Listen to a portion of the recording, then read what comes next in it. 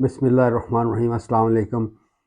میرے ایک سیریز چل رہا ہے ایز اے مسلم ڈیٹیکٹیو کے نام سے، یا ایک مسلمان کھوجی، کہ جو چیزیں ہمارے سامنے رائج ہیں معاشرے میں دین کے نام سے، اس کو قرآن اور سنت کی روشنی میں دیکھا جائے کہ کیا وہ قرآن اور سنت اس کی تائید کرتا ہے یا نہیں کرتا۔ یہ ہے مسلم کھوجی کا کام۔ ہمیں دیکھنا چاہیے کہ جو بھی مذہب ہم کو ملا باپ دادا سے یا آباء و اجداد سے، کیا وہ درست ہے یا درست نہیں ہے۔ اس کو قرآن اور سنت کی روشنی میں دیکھنا ہر انسان کا، یعنی اللہ تعالیٰ کا یہ حق ہے کہ انسان اللہ کے دین کو اللہ کے پہنچائے ہوئے پیغام کے ذریعے پرکھے۔ یہ کہنا کہ جی میرے ماحول نے مجھ کو یہ دیا، یا میرے مولوی صاحب تھے ان سے میں نے یہ سیکھا، یا باپ دادوں سے یہ میرا ایک چلی آ رہی ہیں رسمیں دین کے نام پہ، تو یہی درست ہیں۔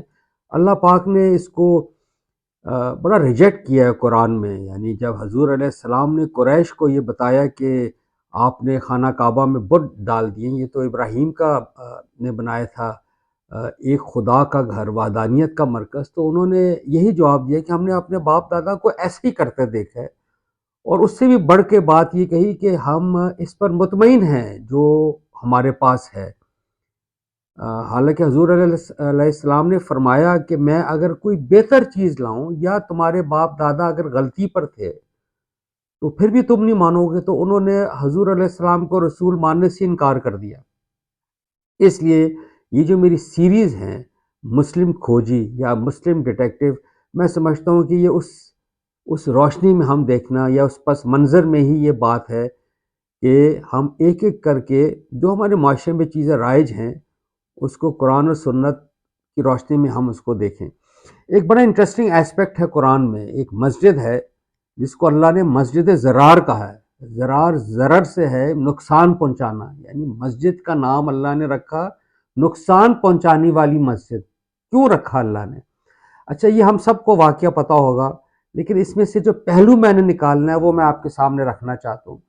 تھوڑا سا میں ترجمہ آپ کو پڑھ دیتا ہوں اس کا۔ سورہ توبہ کی آیت 107 ہے، اس میں 3 چیزیں اللہ نے ذکر کی ہیں، اور جو ہماری آج کی مسجدیں ہیں، یعنی پاکستان میں خاص طور پہ، تو اس کو بھی سامنے رکھیے آپ۔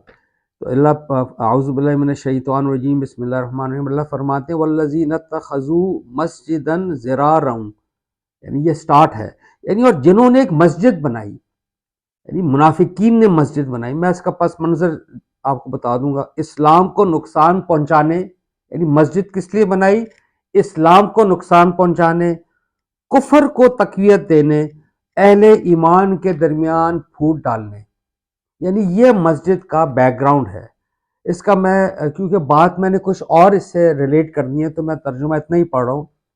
یعنی یہ منافقین نے مسجد بنائی جب حضور علیہ السلام صحابہ کرام کے ساتھ تبوک چلے گئے تھے، غزوہ تبوک پر مدینہ کی زندگی میں، اور منافقین نے کوئی ایکسکیوز بنا کے حضور علیہ السلام سے پرمیشن لے لی کہ ہمیں کوئی کام ہے۔ حضور علیہ السلام چونکہ بہت شفیق تربیت تھی، کریم طبیعت تھی، انہوں نے ان کی بات مان لی۔ منافق پیچھے رہ گئے، ان کو حجت مل گئی، ایکسکیوز مل گیا۔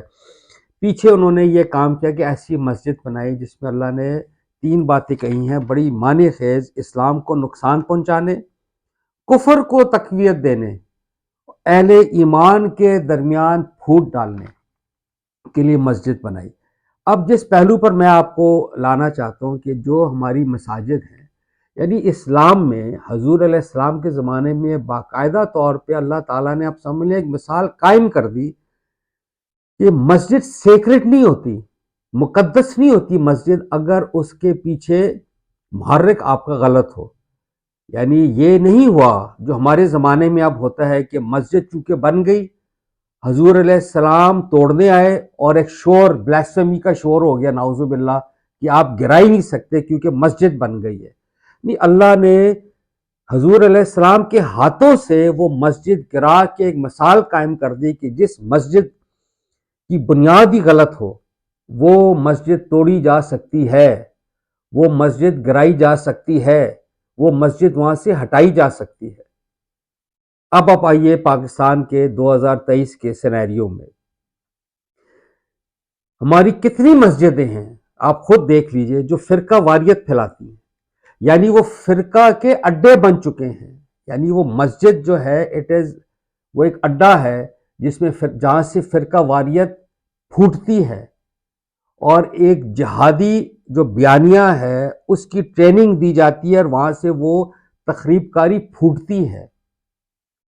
تو اس روشنی میں یہ یعنی ایز اے کھوجی مجھے نظر آتا ہے کہ وہ تمام مساجد، اب آپ دیکھیں، میں ایک اور چیز آپ سے عرض کر دیتا ہوں، وہ مساجد جو اسٹیٹ کنٹرول میں نہیں ہے، جو لوگوں نے خود بنائی ہیں، یعنی 99% مساجد آپ کو ہمیشہ وہ تجاوزات میں ملیں گی، یعنی وہ جگہ اس کی ایلوکیٹڈ جگہ ہے ہی نہیں، آپ نے راتوں رات مسجد بنا دی اور وہ مقدس ایک سٹیٹس پا لیا، اور وہ مسجد ہل ہی نہیں سکتی وہاں سے، اور اس کے اکراس دوسرے فرقے کی ہے جو آپس میں لاؤڈ سپیکر میں ایک دوسرے کو برا بھلا کہتے ہیں، یا جیسے بھی ہم سب یہ ایکسپیرینس کرتے ہیں۔ تو میں اس سے یہ نتیجہ نکلتا ہے، ایز اے کھوجی یہ نتیجہ نکلتا ہے کہ جو اسٹیٹ ہے، یعنی پاکستان کی جو اسٹیٹ ہے، ان کے پاس یہ اتھارٹی ہے کہ جن مساجد میں فرقہ واریت ہے، جو فرقہ واریت کو فروغ دیتی ہیں، ان مساجد پر وہ ایکشن لے سکتی ہیں۔ یہ ایکشن میں نے نہیں لینا، نہ آپ نے لینا ہے، یہ اسٹیٹ کنٹرولڈ ہے۔ میں اس میں ایک پوائنٹ آپ کے سامنے رکھ دیتا ہوں۔ حضور علیہ السلام، یہ مدینہ کا واقعہ ہے، مدینہ میں حضور علیہ السلام بے شک رسول ہی تھے، لیکن وہ as the ruler of Medina enter ہوئے تھے۔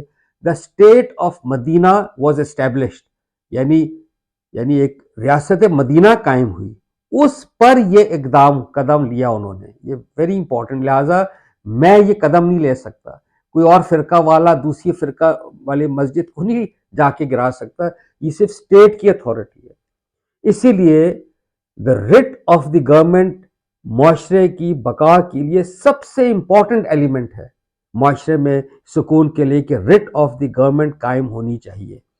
تو یہ گورنمنٹ کا کام ہے، اسٹیٹ کا کام ہے، تمام ایسی مساجد جہاں سے فرقہ واریت پھوٹتی ہے، جہاں سے فتنہ پھوٹتا ہے، ان سب مساجدوں کو صرف بند نہ کریں، they have the authority, the right, کہ وہ اس کو گرا دیں، اس کو ملیا میٹ کر دیں۔